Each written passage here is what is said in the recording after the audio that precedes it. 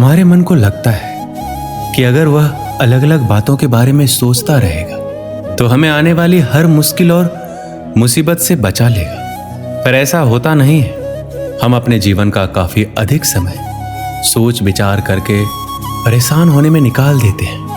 भगवान श्री कृष्ण कहते हैं, मन का ये स्वभाव बदलना मुश्किल जरूर है, असंभव नहीं। अच्छा, अब आप एक बात बताइए, क्या आप कौवे को कह सकते हैं कि वो काँव काँव की आवाज ना करे? या फिर आप किसी मेंढक को कह सकते हैं कि वह पानी देखते ही ऊंची छलांग ना मारे? हमारे मन का भी कुछ ऐसा ही है। जीवन में कुछ भी होता है, अच्छा या बुरा, हमारा मन उस पर काँव काँव करने लगता है। काँव काँव से मेरा मतलब है चिंता करना, व्याकुल होना। कोई बुरी बात होती भी नहीं है और मन परेशानी की ऊंची ऊंची लपटें लेने लगता है। कभी कभी तो मुझे ऐसा लगता है कि हम में से कई लोग सिर्फ परेशान होने के लिए जीते हैं। सारी परेशानी, पीड़ा, दुविधा अक्सर हमारे मन की बनाई हुई कहानियां होती है। यदि आप जीवन में शांति चाहते हैं तो इसके लिए जरूरी है मन को शांत करना। श्री कृष्ण कहते हैं, व्यक्ति के मन से ज्यादा चंचल कोई और चीज नहीं होती है। जिसने भी अपने मन पर काबू पा लिया उसके लिए हर चीज हासिल करना आसान हो जाती है। लेकिन अधिकतर लोग जब किसी समस्या में पड़ते हैं तो अपना धैर्य खो देते हैं। उनका मन अशांत हो जाता है, जिसके चलते उनके बनते हुए कार्य भी बिगड़ जाते हैं। क्रोध से भरा मन अक्सर विनाश का कारक माना जाता है। इसलिए कोशिश करें कि चाहे कितनी भी कठिन परिस्थिति में आप क्यों ना हो, लेकिन अपने मन में धैर्य और शांति बनाए रखें। अधिकतर इंसान गुस्से में कोई ऐसा निर्णय ले लेता है जिसका पछतावा उसे तब होता है जब उसका मन शांत हो जाता है, लेकिन तब तक परिस्थिति बिगड़ जाती है। इसके बाद आप चाहे कितना ही उसको सुधारने की कोशिश क्यों ना करें, उसमें सुधार नहीं किया जा सकता। इसलिए पछतावा से बेहतर है कि आप अपने मन को शांत रखें। श्री कृष्ण कहते हैं, भले ही बाहर कितना ही शोर क्यों ना हो, लेकिन अपने अंदर शांति रखें। शांति की शुरुआत मुस्कान से होती है। शांति भीतर से आती है, इसे बाहर मत खोजो। आपके पास भले ही अपार धन है, लेकिन यदि मन की शांति नहीं है तो सब व्यर्थ है, क्योंकि मन की शांति से बड़ा कोई धन नहीं। चाहे मन की शांति हो या चिंताओं से मन अशांत हो, लेकिन आपने अब तक जो भी हासिल किया वो अमूल्य है। मन की शांति को समझना है तो शोर नहीं, गौर करें। शांति से विश्वास बढ़ता है और अशांति से अविश्वास। जो व्यक्ति भविष्य के बारे में सोचता है वो हमेशा चिंता में रहता है। जो गुजरे हुए कल के बारे में सोचता है वो दुखी रहता है, लेकिन जो शांत मन का होता है वो सिर्फ वर्तमान में जीता है। हमेशा अपने दिल की सुनिए, आप एक अलग से सुकून पाएंगे। जीवन की उलझनें हमारे मन को परेशान करती रहती है। हम कितना भी बचे पर बाहर का शोर शायद कम ना हो, लेकिन थोड़े से प्रयास से मन की शांति पाना संभव हो जाता है।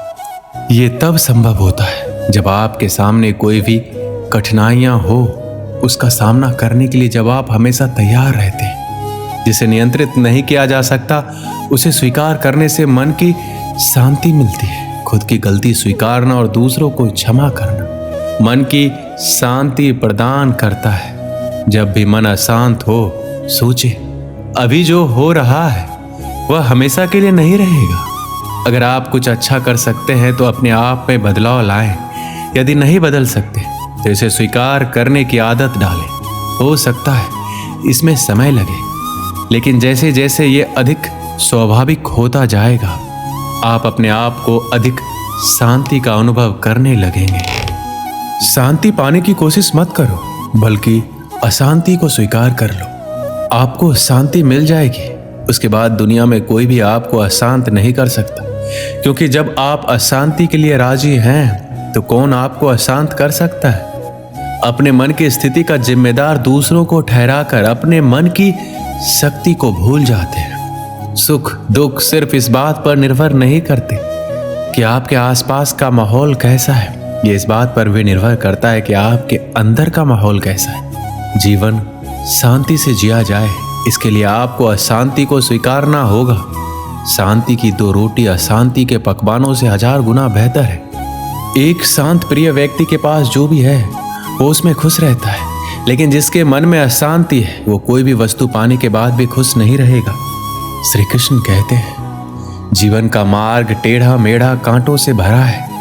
जीवन कोई फूलों की सेज नहीं है जो आसानी से पार हो जाए। हमें ऐसी उतार चढ़ाव के जीवन में स्वयं को कैसे आगे बढ़ाना है, यही विचारणीय है। परिस्थितियां तो आपको हंसाएगी भी रुलाएगी भी, पर अपने संतुलन को नहीं खोना। हर स्थिति परिस्थिति का सामना करते हुए चलते चले जाओ। भगवान कृष्ण ने गीता में यही उपदेश दिए हैं कि विपरीत परिस्थितियों में भी संतुलन बनाकर जीवन के मार्ग पर कैसे बढ़ते जाना है।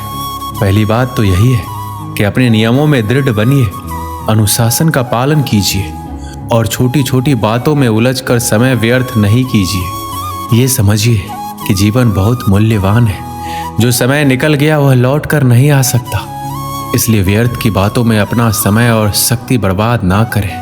अपने जीवन का कोई एक लक्ष्य निर्धारित कीजिए, क्योंकि लक्ष्यहीन जीवन का कोई मूल्य नहीं है। जब आपके सामने कोई लक्ष्य होता है तो व्यक्ति को दिशा भी मिलती है और कुछ करने का उत्साह भी। श्री कृष्ण कहते हैं अतीत पर ध्यान मत दो, भविष्य के बारे में मत सोचो, अपने मन को वर्तमान क्षण पर केंद्रित करो। स्वास्थ्य सबसे बड़ा उपहार है, संतोष सबसे बड़ा धन है, वफादारी सबसे बड़ा संबंध है। जैसे मोमबत्ती बिना आग के नहीं जल सकती, मनुष्य भी आध्यात्मिक जीवन के बिना नहीं जी सकता। तीन चीजें ज्यादा देर तक नहीं छुप सकती, सूर्य, चंद्रमा और सत्य। अपने मोक्ष के लिए खुद ही प्रयत्न करें, दूसरों पर निर्भर ना रहें। किसी विवाद में हम जैसे ही क्रोधित होते हैं, हम सच का मार्ग छोड़ देते हैं और अपने लिए प्रयास करने लगते हैं। किसी जंगली जानवर की अपेक्षा एक कपटी और दुष्ट मित्र से अधिक डरना चाहिए।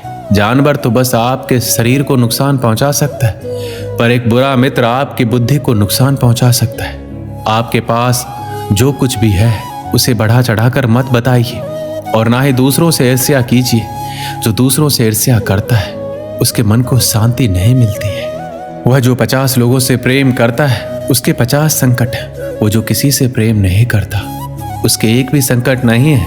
क्रोध को पाले रखना गर्म कोयले को किसी और पर फेंकने की नीयत से पकड़े रहने के समान है। इसमें आप ही जलते हैं। एक बार एक लड़का एक महात्मा के पास जाकर कहता है मेरे जीवन में बहुत अशांति है, कृपया करके आप मेरा मार्गदर्शन कीजिए जिससे कि मैं इस अशांति से छुटकारा पा सकूं। महात्मा लड़के से जीवन के अशांति का कारण पूछते हैं। लड़का उत्तर देता है अत्यधिक विचारों के कारण मेरे भीतर बहुत सारे विचार आते हैं जिससे मेरा मन अशांत रहता है। महात्मा मुस्कुराते हुए कहते हैं ऊपर आकाश की ओर देखो और बताओ कि तुम्हें सूर्य दिख रहा है। लड़का ऊपर देखता है और कहता है धूप दिख रहा है। महात्मा उससे पूछते हैं कि अगर तुम लगातार धूप में खड़े रहोगे तब क्या होगा। वह कहता है मुझे अत्यधिक गर्मी लगेगी और शरीर में बेचैनी होगी। महात्मा लड़के से कहता है अगर धूप में खड़े रहने से तुम्हें गर्मी लगती है तो इसमें दोष किसका है, सूर्य के ताप का या तुम्हारा।